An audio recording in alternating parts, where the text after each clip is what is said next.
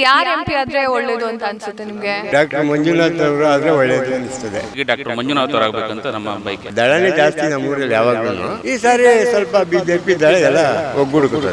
ಡಿ.ಕೆ. ಸುರೇಶ್ ಅವರು ಯಾಕೆ ಆಗ್ಬಾರ್ದು?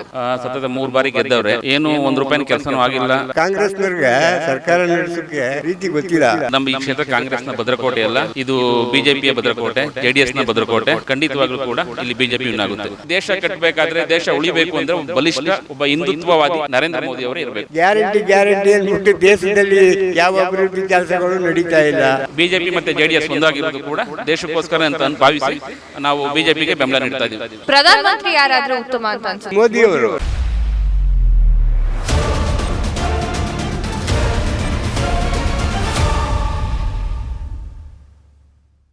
ನಾವಿವತ್ತು ಮೈಲನಾಯಕನಹಳ್ಳಿಯಲ್ಲಿದ್ದೀವಿ. ಅಲ್ಲಿನ ಜನರು ಯಾರು ಎಂಪಿ ಆದ್ರೆ ಉತ್ತಮ ಅನ್ನೋದ್ರ ಬಗ್ಗೆ ಮಾತನಾಡ್ತಾ ಇದ್ದಾರೆ. ಹಾಗೆ ಅವ್ರ ಹತ್ರ ಕೇಳೋಣ, ಯಾರು ಎಂಪಿ ಆದ್ರೆ ಉತ್ತಮ, ಯಾರು ಪ್ರಧಾನಿ ಆದ್ರೆ ಉತ್ತಮ ಅಂತ ಅವ್ರ ಬಾಯಿಂದಾನೆ ಕೇಳಿ ತಿಳ್ಕೊಳ್ಳೋಣ. ತದೆ ನಮಸ್ತೆ. ನಮಸ್ತೆ. ಹೆಸರು ಗೊತ್ತಾಗಿಲ್ಲ. ನಮ್ಮ ಹೆಸರು ದೇವರಾಜು ಅಂತ. ಈಗ ಮೈನಕನಹಳ್ಳಿ ಗ್ರಾಮದವರು. ಏನ್ ಮಾಡ್ಕೊಂಡಿದ್ದೀರಾ? ನಾವು ಇಲ್ಲಿ ಹಳ್ಳಿ ರೈತರು. ಈಗ ನಿಮ್ಗೆ ಯಾರು ಎಂಪಿ ಆದ್ರೆ ಒಳ್ಳೇದು ಅಂತ ಅನ್ಸುತ್ತೆ ನಿಮ್ಗೆ? ಈ ಸಾರಿ ಇವರು ಡಾಕ್ಟರ್ ಮಂಜುನಾಥ್ ಅವರು ಆದ್ರೆ ಒಳ್ಳೇದು ಅನಿಸ್ತದೆ. ಯಾಕೆ ಡಾಕ್ಟರ್ ಮಂಜುನಾಥ್ ಅವರು? ಅವರ ವ್ಯಕ್ತಿತ್ವ ಒಳ್ಳೇದು. ಅವರು ಯಾವಾಗಲೂ ರಾಜಕೀಯದಲ್ಲಿ ಇರಲಿಲ್ಲ, ಜನಸೇವೆ ಮಾಡವ್ರೆ. ಡಾಕ್ಟ್ರು ತುಂಬ ಜನ ಅವ್ರನ್ನ ನೆನ್ಕೋತಾರೆ. ಅದರಿಂದ ಅವರಾದ್ರೆ ಒಳ್ಳೇದು ಅಂತ ಒಂದು ಅಭಿಪ್ರಾಯ. ಡಿ.ಕೆ. ಸುರೇಶ್ ಅವ್ರು ಯಾಕೆ ಆಗ್ಬಾರ್ದು? ಆಗಿದ್ದಾರೆ, ನೋಡಿದ್ದೀವಿ ಬೇಜಾನ್ ಸಾರಿ. ಈಗ ಹೊಸಬ್ರಿಗೂ ಒಂದು ಅವಕಾಶ ಕೊಡುವ. ಹೌದ್ವೇ?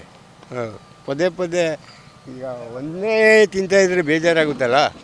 ಒಂದು ಹೊಸದು ಒಂದು ರುಚಿ ನೋಡೋಣ, ಅವ್ರನ್ನೂ ಒಂದು ಸ್ವಲ್ಪ ಮುಂದಕ್ಕೆ ತರೋಣ, ಕೆಲಸ ಅಭಿವೃದ್ಧಿ ಆಗಲಿ ಅವರಿಂದನೂ ಅಂತ ಒಂದು. ಈಗ ಡಿ.ಕೆ. ಸುರೇಶ್ ಅವರು ಎಟ್ ಪ್ರೆಸೆಂಟ್ ಎಂಪಿ ಆಗಿದಾರಲ್ವಾ, ಅವರು ಮಾಡ್ತಿರುವಂತಹ ಅಭಿವೃದ್ಧಿ ಕೆಲಸಗಳು ಏನಾದ್ರು ಮಾಡಿದಾರಾ ಅಥವಾ ಯಾವ ಥರ?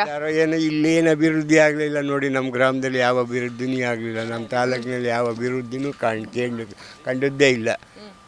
ನೋಡಿ, ಒಂದು ಇದು ಸಮುದಾಯ ಭವನ ಅಂತ ಕಟ್ಟರು, ಅದು ಯಾರು ನೋಡೋರಿಲ್ಲ, ಬೇಡೋರಿಲ್ಲ. ಯಾವ ಅಭಿವೃದ್ಧಿ ಕಾರ್ಯನೂ ಇಲ್ಲ. ಎಷ್ಟು ವರ್ಷದಿಂದ ನಡೀತಾ ಇದೆ ಈ ಕಾಮಗಾರಿಗೆ? ಇದು ಸುಮಾರು ನಾವು ಒಂದು 7-8 ವರ್ಷದಿಂದ ನಡೀತಿದೆ.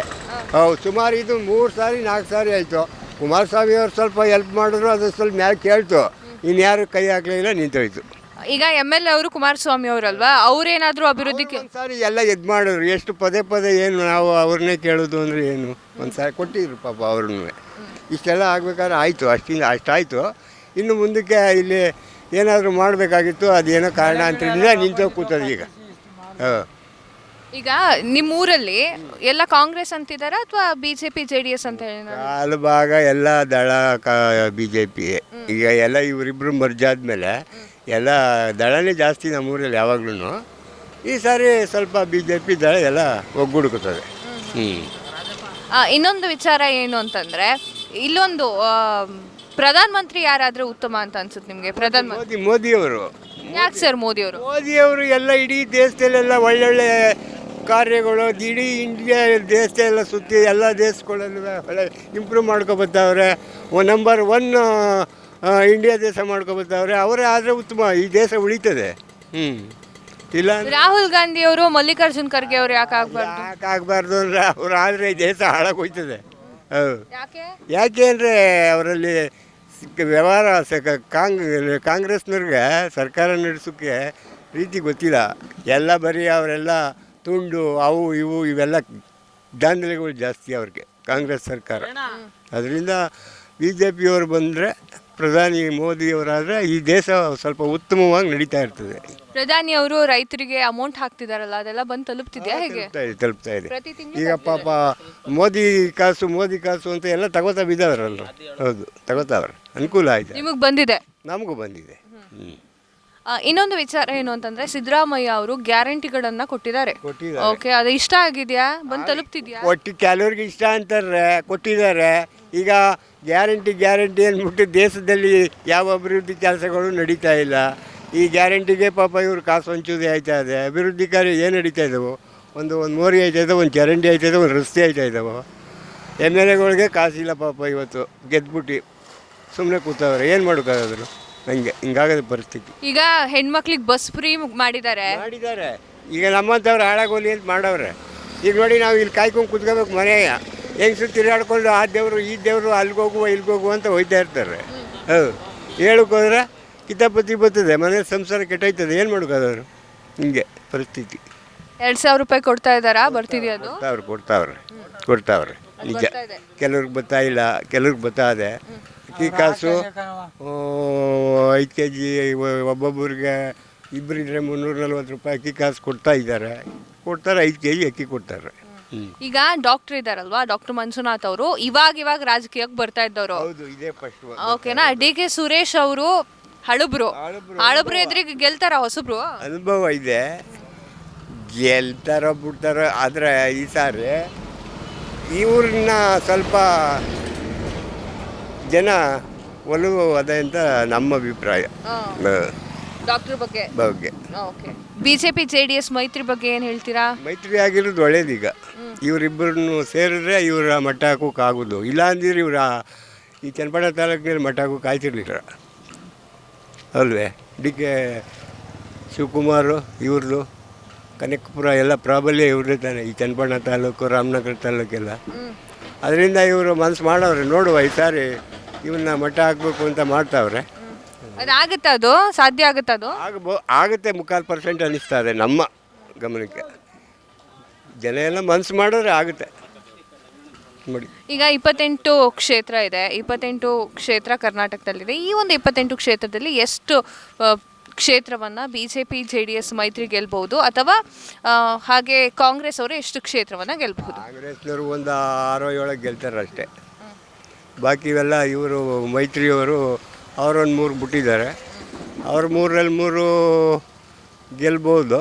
ಅವ್ರ ಹಾಸನ, ಅವರು ತವ್ರ ಮನೆ ಇದ್ದಂಗೆ, ಮಂಡ್ಯ, ಹಾಸನ ಅವೆಲ್ಲ. ಇವರು ಬಿ ಜೆ ಪಿಯವರು ಒಂದು 3% ಅವ್ರದ್ದು ಜಾಸ್ತಿ. ಹೌದಾ? ಕಾಂಗ್ರೆಸ್ನವ್ರು ಶ್ರಮ ಪಟ್ಟರೆ ಒಂದು 7-8 ಗೆಲ್ತಾರೆ, ಇಲ್ಲ ಅಂತ ಹೇಳೋಕ್ಕಾಗ ಗೆಲ್ತಾರೆ ಅವರು. ಯಾಕೆ ಸರ್ಕಾರ ಅದೇ ಇವತ್ತು ಅವ್ರದ್ದು, ಗೆಲ್ತಾರೆ. ಹೋದ ಸಾರಿ 1 ಸೀಟ್ ಗೆದ್ದಿದ್ರು, ಈ ಸಾರಿ ಹಂಗಾಗೋದಿಲ್ಲ, ಸರ್ಕಾರ ಅದೇ ಗೆಲ್ತಾರೆ, ಒಂದು 7-8 ಗೆಲ್ತಾರೆ. ಸರ್, ನೀವು ಹೇಳಿ, ನಿಮ್ಮ MP ಯಾರಾಗಬೇಕು? ನಮ್ಮ MP ನರೇಂದ್ರ ಮೋದಿ ಅವರ ಬೆಂಬಲಿತ ಡಾಕ್ಟರ್ ಮಂಜುನಾಥ್ ಅವರಾಗಬೇಕು ಮೇಡಮ್. ಓಕೆ, ಅವರೇ ಯಾಕೆ ಸರ್? ದೇಶ ಕಟ್ಟು ವಿಚಾರದಲ್ಲಿ, ದೇಶ ಆರ್ಥಿಕವಾಗಿರೋ ವಿಚಾರದಲ್ಲಿ, ಮತ್ತು ಭಾಳ ಒಳ್ಳೆಯ ಮನುಷ್ಯರು, ಭಾಳ ಹೃದಯವಂತರು.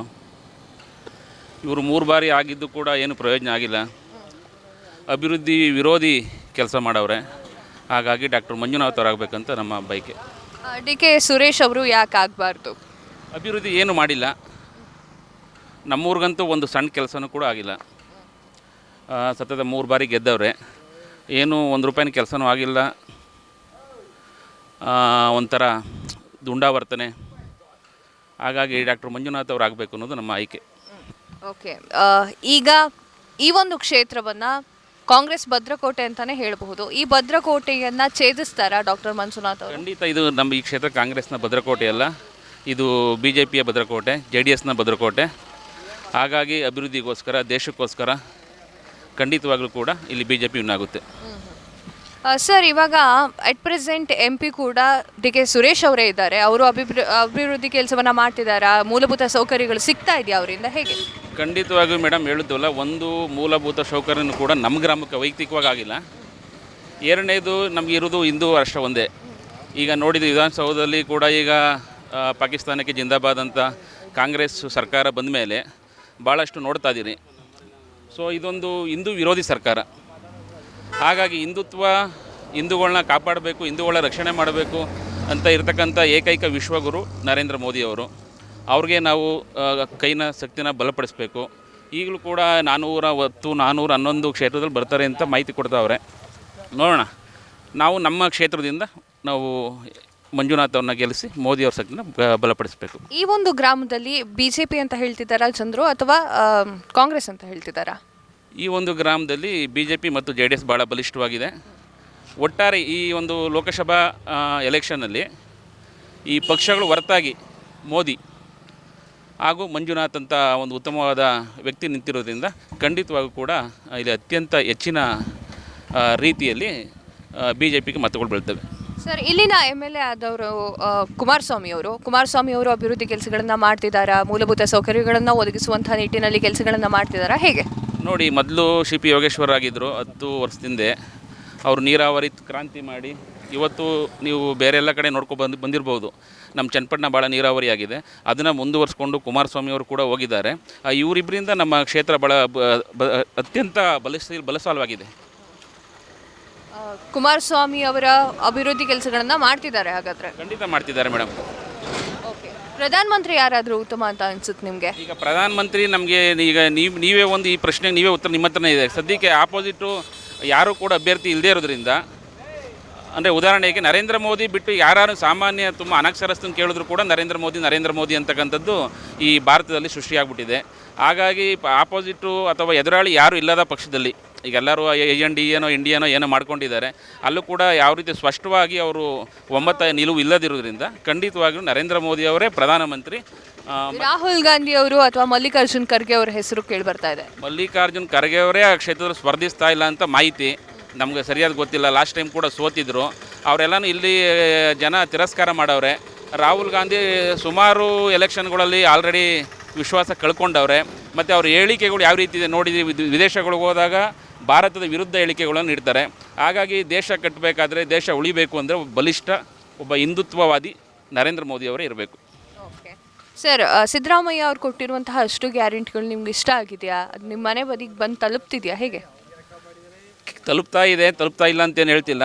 ಜನಗಳು ದುಡ್ಡು ಈಗ ನೋಡಿ, ಉದಾಹರಣೆಗೆ ಕಂದಾಯ ಇಲಾಖೆಯಲ್ಲಿ ಇರ್ಬೋದು, 1.5 ಪಟ್ಟು ಜಾಸ್ತಿ ಮಾಡಿದ್ದಾರೆ. ಇಲ್ಲಿ ನಮ್ಮ ದುಡ್ಡುಗಳನ್ನೇ ಕಿತ್ತಿ ಕೊಡ್ತಾವ್ರೆ. ಅದು ಸರಿಯಾದ ರೀತಿ ಎಲ್ಲರಿಗೂ ತಲುಪ್ತಾ ಇಲ್ಲ. ಈಗ ಎಲೆಕ್ಷನ್ ವಿಚಾರವಾಗಿ ಕೆಲವ್ರಿಗೆ ತಲುಪ್ತಾ ಇದೆ, ಇನ್ನು ಕೆಲವ್ರಿಗೆ ಇನ್ನೂ ತಲುಪಿಲ್ಲ.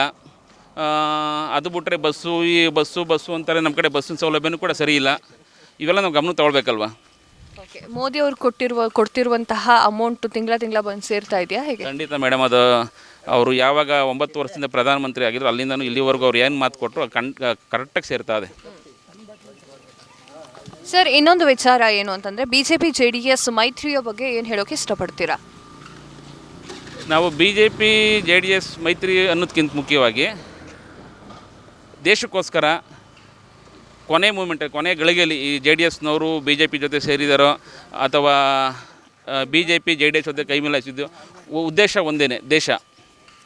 ಈ ಖಂಡಿತವಾಗಿಯೂ ಈ ಕಾಂಗ್ರೆಸ್ಸು ಈ ಪಾಕಿಸ್ತಾನ ಜಿಂದಾಬಾದ್ ಧೋರಣೆಯಿಂದ ಇರ್ಬೋದು, ಅಥವಾ ದುರಂಕಾರದ ಹೇಳಿಕೆಗಳಿಂದ ಇರ್ಬೋದು, ಅಥವಾ ಈ ತೀರಾ ಬಡವ್ರನ್ನ ದೃಷ್ಟಿಯಲ್ಲಿ ಇಟ್ಕೊಂಡು ಏನು ಅವ್ರ ವಿರುದ್ಧ ಕೆಲಸ ಮಾಡೋದಿರ್ಬೋದು, ಇವೆಲ್ಲ ನೋಡ್ತಾ ಇದ್ದರೆ ನಾವು ದೇಶಕ್ಕೋಸ್ಕರ ಮುಖ್ಯವಾಗಿ ದೇಶ ಇದ್ದರೆ ತಾನೇ ನಾವು.